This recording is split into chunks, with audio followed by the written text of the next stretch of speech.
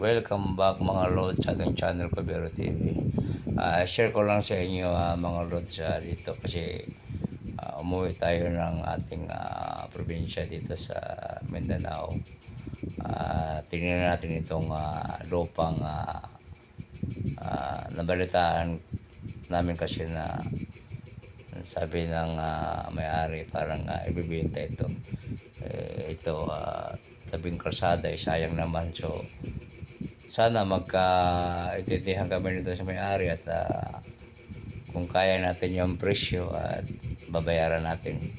Kasi may balak ako dito mga Lods kapag mabili natin ito. Maganda kasi yung area. Tabing kalsada mismo. Tsaka yung kalsada dati walang simento yan. Puro yan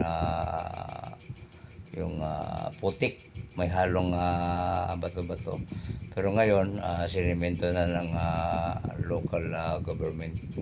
So, siguro balang araw, gaganda itong area na ito. So, ang gusto ko sana makuha itong lote nito kasi meron tayong itatayo dito someday. Pinag-isipan pa lang. So,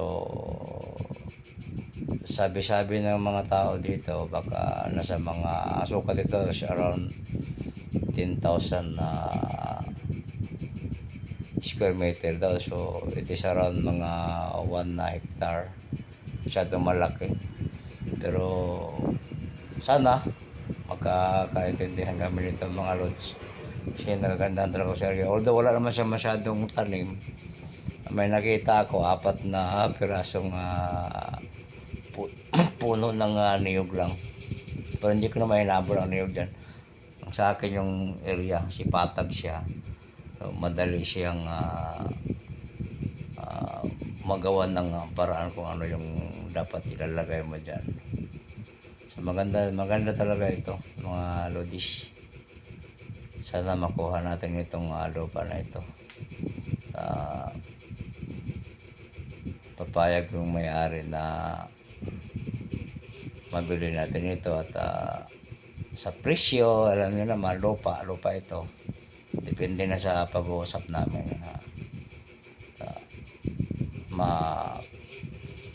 Matawaran natin kahit paano.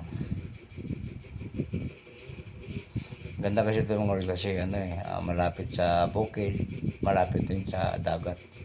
So, ang ganda ng access niya. Kaya sinilip natin ito. Ayan.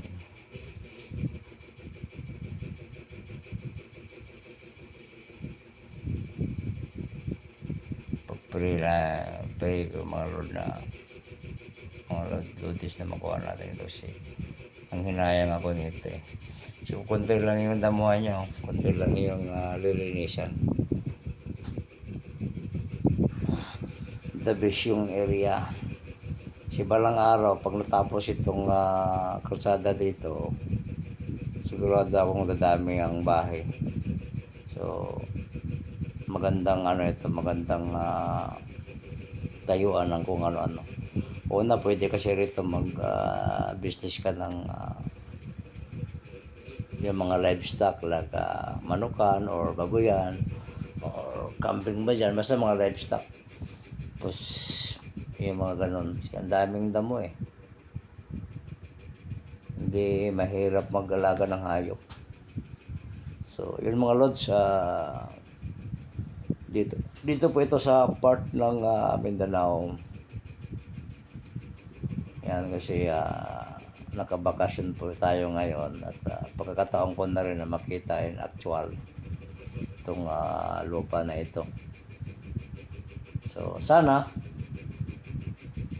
makakaintindihan kami ng may-ari at hanggang dito na mga Lods. Maraming salamat po. See you, bye.